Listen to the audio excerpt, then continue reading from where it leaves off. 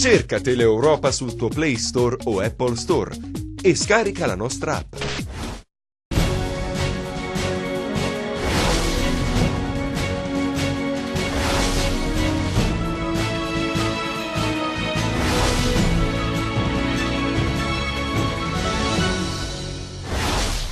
Il presidente Oliverio interviene sullo stop alla riapertura degli impianti di salita di Lorica. La vicenda giudiziaria ha pesato tantissimo, dice. Dopo il collaudo saprò dare una data esatta per entrata in funzione. Vento forte e pioggia battente stanno creando problemi nella Locride. Numerosi alberi finiti sulla carreggiata rendono difficile la circolazione viaria. Il mare spaventa il terreno cosentino. Tansi spiega le cause del fenomeno. E allarme furti nell'area di Piane Crati nel Cosentino, i cittadini si mobilitano. Basta, non ce la facciamo più. Assemblea pubblica per denunciare ciò che sta accadendo nella zona. Il centro regionale di neurogenetica è senza fondi. L'appello di Amalia Bruni. Difficile fare ricerca nell'indifferenza delle istituzioni. Pochi medici e pochi soldi, futuro a rischio. Dopo la protesta arriva la proroga di un anno per i 5.000 lavoratori socialmente utili di pubblica utilità. Nessuna notizia per la stabilizzazione. La CGIL protesta. Noi rappresentiamo i lavoratori, non i sindaci. Beccati alla Guardia di Finanza di Crotone 63 falsi braccianti. 3 aziende agricole nei guai. Avrebbero dichiarato il falso attestando assunzioni mai fatte. Il danno all'INPS è di 15.000 euro. La storia del piccolo ivoriano sbarcato da solo l'estate scorsa a Corigliano, raccontata in un libro dal leader diritti civili Franco Corbelli, una favola da lieto fine. Buonasera dalla redazione del TG10. In apertura torniamo sulla vicenda relativa agli impianti di risalita di Lorica perché oggi è intervenuto il presidente Oliverio che ha detto che la vicenda giudiziaria ha influito tantissimo sul corso degli eventi che riguardano questa grande opera importante per lo sviluppo turistico della Sila, ma dopo il collaudo che avverrà fra il 9 e il 15 gennaio saprò darvi una data certa sulla riapertura. Sentiamo. Sulla vicenda relativa agli impianti di Lorica interviene il governatore Oliverio che a proposito del mancato collaudo e dei ritardi nella messa in funzione dice che gli impianti di salita sono stati messi nelle condizioni di essere attivati. C'è stata una vicenda che ha interessato l'impresa che aveva l'appalto e ha pesato moltissimo, ha detto Oliverio, e ha determinato il blocco dei lavori per molti mesi, ma sono in corso adesso i collaudi da parte del Ministero delle Infrastrutture e appena saranno ultimati si procederà all'inaugurazione degli impianti. Credo che tra il 9 e il 15 gennaio ci sarà la fine dei collaudi e subito dopo spero, dice Oliverio, di poter indicare la data precisa perché questa infrastruttura importante possa essere attivata per avere la giusta ricaduta sul territorio. Abbiamo lavorato sodo e in silenzio, ha concluso Oliverio. Le chiacchiere lasciano il tempo che trovano e ciò che conta sono i fatti che si realizzano. Intanto il maltempo imperversa sulla Calabria, pioggia e forte vento nel Regino, situazione critica, mareggiate e rami d'albero sulla carreggiata, danni soprattutto per le auto in sosta. Sentiamo. Non proprio la Bora di Trieste, ma quasi. Il Regino è flagellato dalla tarda serata di ieri da un forte vento che sta provocando, soprattutto nella Locride, enormi disagi. In nottata non pochi sono stati i problemi e anche adesso il vento soffia con immutata forza. La velocità calcolata si aggira intorno ai 60 km orari. Grossi rami e in alcuni casi anche alberi sono finiti in strada, diventando un grosso pericolo per gli automobilisti che transitano sulla strada statale 106, ma anche sulle provinciali e sulle strade urbane. Il vento ha sradicato pali della corrente elettrica e danneggiato insegne luminose. Problemi anche per la raccolta differenziata dei rifiuti nei comuni nei quali si effettua. Il vento ha infatti disperso contenitori e buste lungo le strade, rendendo difficile il lavoro degli operatori ecologici. Sulle strade sono finite tegole di vecchie abitazioni, per fortuna non si segnalano feriti. E c'è anche chi si è ritrovato con l'auto danneggiata. Le correnti hanno scaraventato su molte macchine di tutto e di più, risultato tettucci sfondati e danni individuali per centinaia di euro. Difficoltà anche in mare, il ponente ha provocato onde grosse da paura al largo, alcune imbarcazioni che erano in rotta verso vari porti da giorni sono andati sotto costa per evitare la tempesta, ma anche la pioggia ha messo del suo, infatti numerosi sono gli allagamenti, intenso il lavoro delle forze dell'ordine e dei vigili del fuoco. Al 115 di Reggio Calabria continue le richieste di soccorso. E mareggiate anche sul Tirreno Cosentino dove si acuisce il fenomeno dell'erosione costiera, Fuscaldo, voragini nell'asfalto del lungomare, case minacciate ormai da giorni dalle onde. Il capo della Protezione Civile Carlo Tanzi ci spiega le ragioni di questo fenomeno. Cosa succede al Tirreno Cosentino? Perché in pochi anni centinaia di metri di spiaggia sono spariti, inghiottiti dal mare, e le onde distruggono le opere murarie e le strade, minacciando le abitazioni. Il fenomeno dell'erosione costiera non nasce in mare, ma quello che accade è solo una conseguenza di comportamenti sbagliati dell'uomo e di una reazione della natura all'interruzione di un ciclo che salvaguardava le coste dalle mareggiate. Erano i torrenti, spiega Carlo Tanzi, a proteggere i litorali calabresi, cittadine oggi ferite come Puscaldo, Cetraro, Acquapesa. Come era stato previsto anche dal nostro bollettino della Protezione Civile che emaniamo giornalmente, quello che è stato emanato 2 giorni fa prevedevano per ieri e per oggi delle mareggiate e vento forte, che in effetti si è verificato, e quindi in pratica abbiamo una costa tirrenica calabrese che dagli anni 50 ad oggi è arretrata da Tortora al Reggio Calabria di 120 metri in media, con delle punte fino a 300 metri, e in pratica la costa sta scomparendo di fatto. Sta scomparendo perché i fiumi, che vediamo quando nei periodi delle alluvioni si intorbidiscono, diventano scuri perché trasportano molto detrito che arriva fino al mare.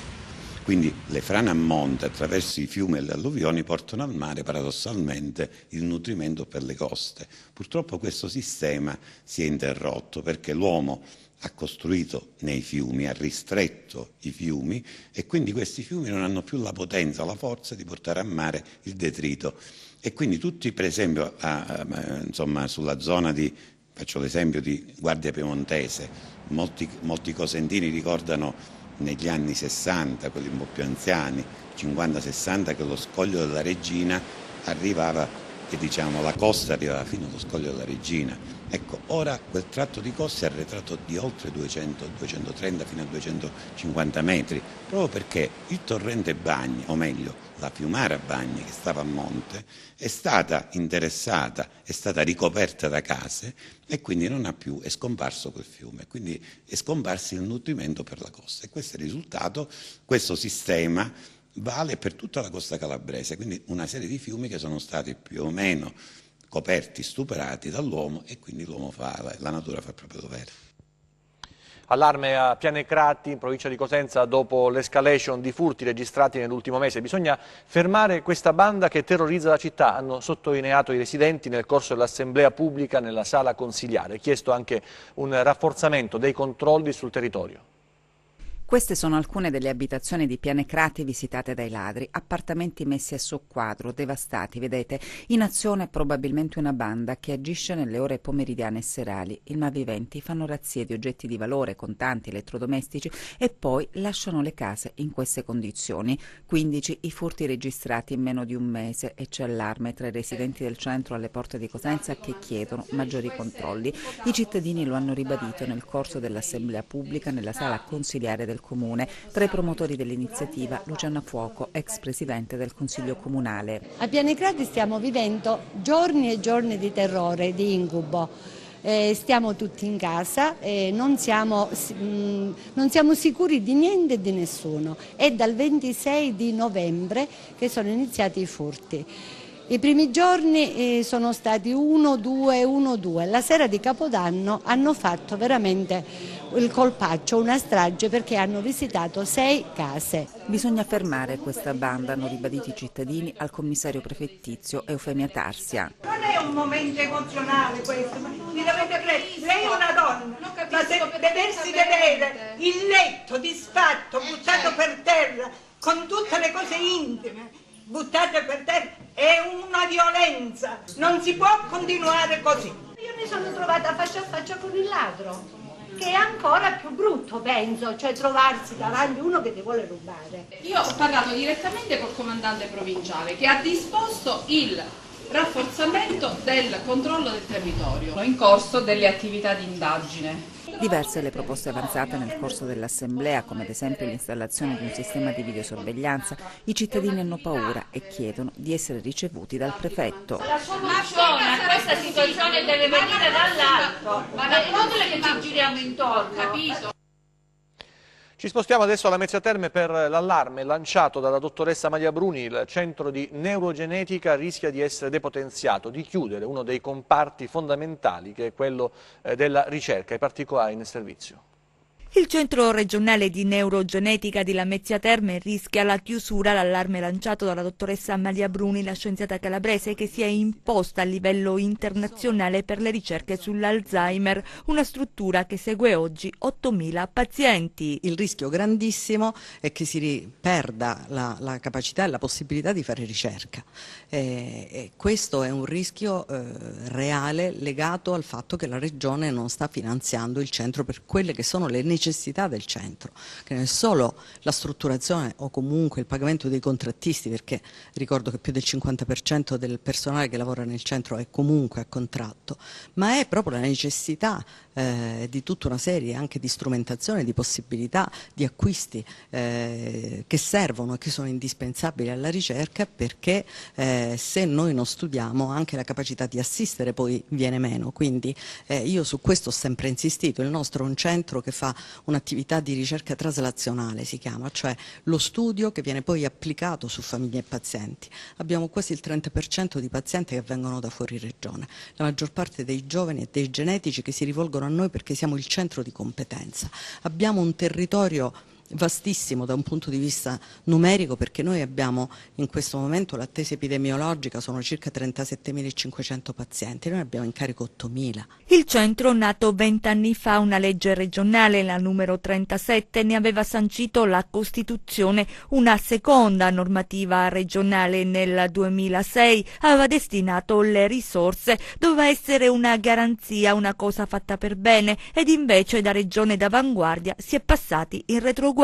Questo fondo stabile nel 2006 che avevamo salutato con una gioia infinita, esattamente perché aveva questa parolina di stabilità che tanto ci piace, in realtà è stato completamente eliminato dalla legge sul commissariamento e quindi da questa situazione, insomma, di sanità molto risicata che viviamo da tanti anni.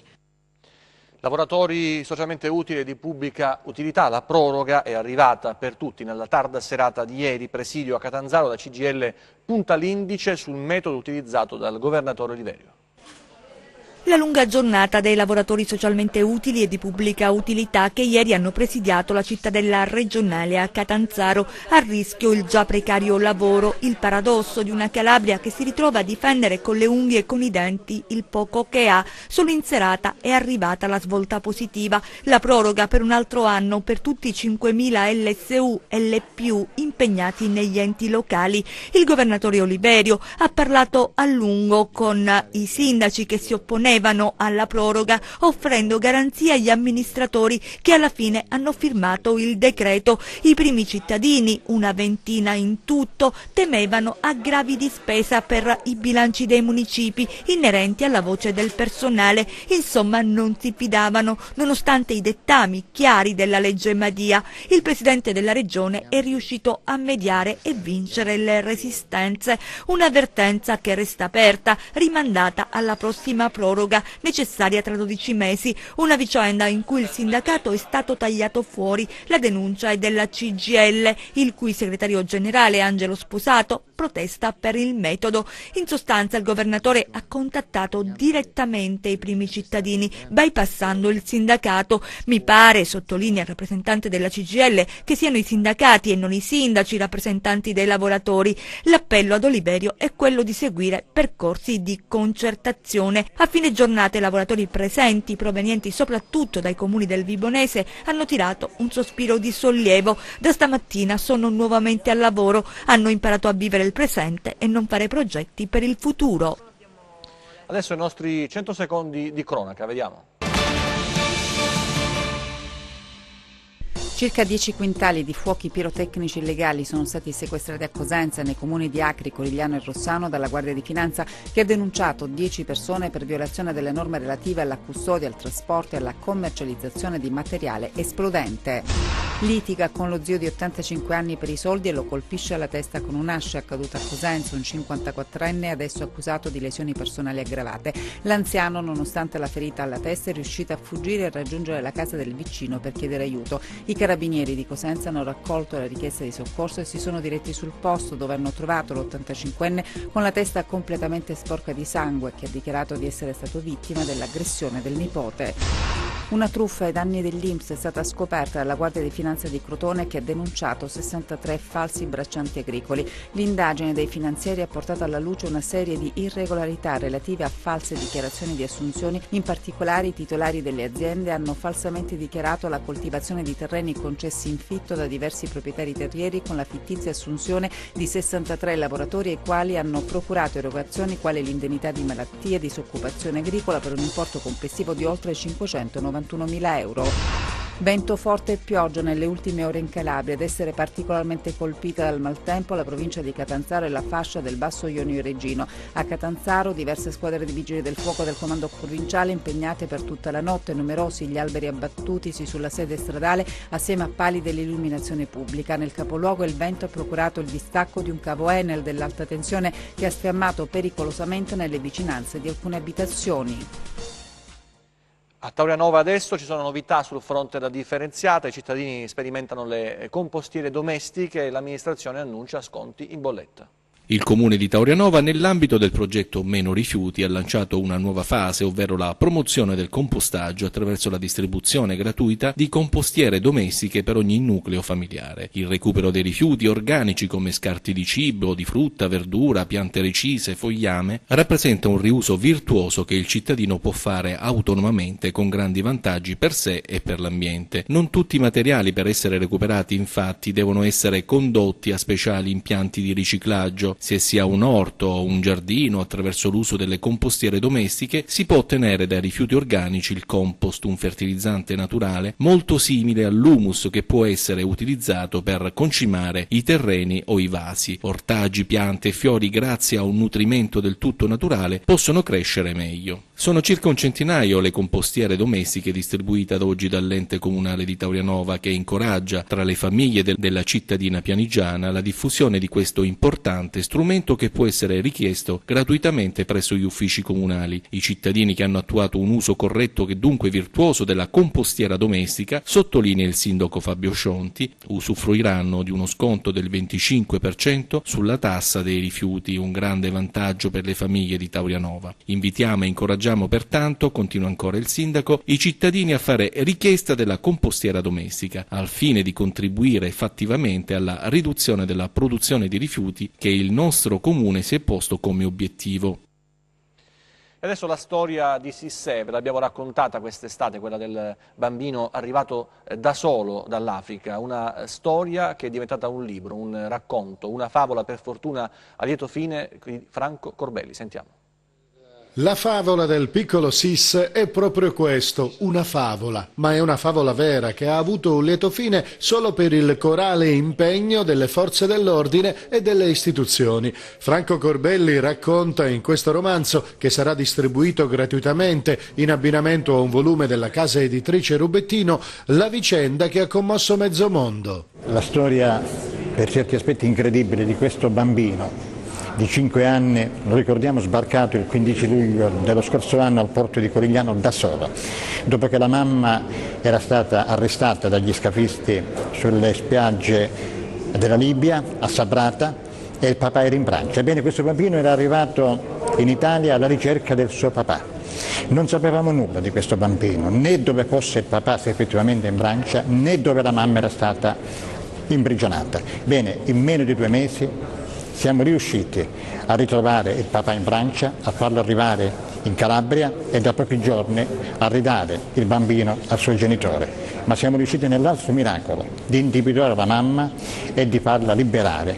Oggi la mamma del bambino è rientrata in Costa d'Avorio e sta per raggiungere adesso il suo piccolo e il suo papà, il suo marito. Il libro racconta la tragedia epocale dell'immigrazione attraverso anche alcune particolari esperienze personali vissute da Corbelli, e purtroppo di Sisse ce ne sono stati sicuramente molti. Ce ne saranno stati tanti altri e mi auguro che questo libro contribuisca a far fare una riflessione perché non ce ne siano ancora, perché si capisca che il dramma dell'immigrazione, ecco, rappresentato da questa storia di questo bambino, è qualcosa che deve chiamare ad una assunzione di responsabilità tutti i paesi, l'Europa e non solo, e non lasciare da sola l'Italia e nel nostro caso la nostra Calabria a fronteggiare una drammatica emergenza epocale. Questo è il messaggio che io mi auguro possa arrivare grazie anche a questo libro e alla storia del piccolo SIS. Sport e legalità, il progetto realizzato nel carcere di Castrovillari, nella città del Pollino, ospite il campione Clemente Russo. La casa circondariale di Castrovillari ha ospitato il campione del mondo di pugilato Clemente Russo, l'atleta che milita tra le fila delle Fiamme Azzurre e che è intervenuto nel convegno sul tema lo sport e la legalità. Ci sono persone che oggi si trovano qua dentro perché hanno sbagliato e stanno pagando la loro pena, però è giusto che le persone gli si dà una seconda possibilità dopo aver pagato e ci si possa riscattare facendo tante belle cose nella vita. Progetto che, richiamando i valori espressi dallo sport e l'etica sportiva, ha affrontato le tematiche dell'educazione alla legalità, il disagio giovanile e il riscatto sociale. La manifestazione era inserita nel progetto promosso dal Lions Club di Castrovillari ed è stata l'occasione anche per presentare i progetti legati al protocollo d'intesa sottoscritto con la direzione dell'istituto penitenziario. Chiaramente sempre in sostegno dei detenuti, che si articola in 3 fasi, una prima parte che è quella del cineforum, poi ci sarà un'altra parte del progetto che è legata allo sport. Per concludere questo progetto ci sarà anche un laboratorio dedicato alla sezione femminile, un laboratorio di danza, e quindi ritengo insomma, che è un progetto abbastanza ampio, fortemente voluto, come le dicevo prima, dal distretto, che noi come Lions di Castrovillari abbiamo colto, abbiamo proposto e che oggi abbiamo presentato e ufficializzato con la firma del protocollo. Ci avviciniamo al weekend dell'Epifania, vediamo cosa ci prospettano dal punto di vista meteorologico gli esperti meteoincalabria.it.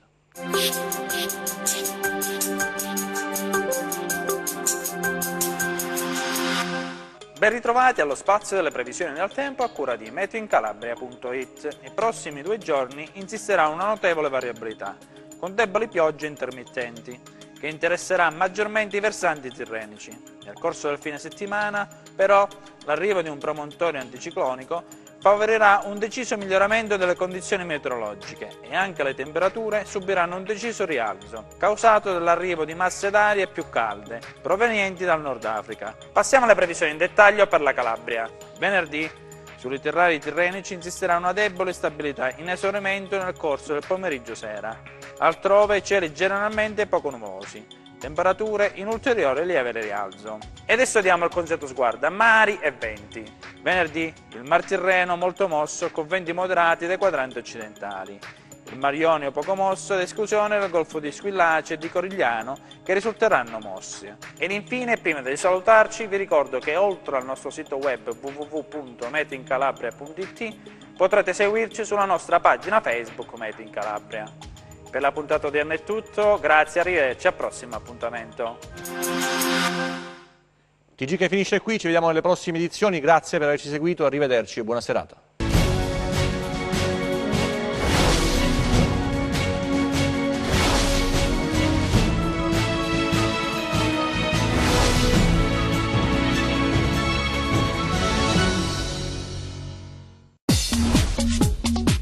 Cerca Teleeuropa sul tuo Play Store o Apple Store e scarica la nostra app.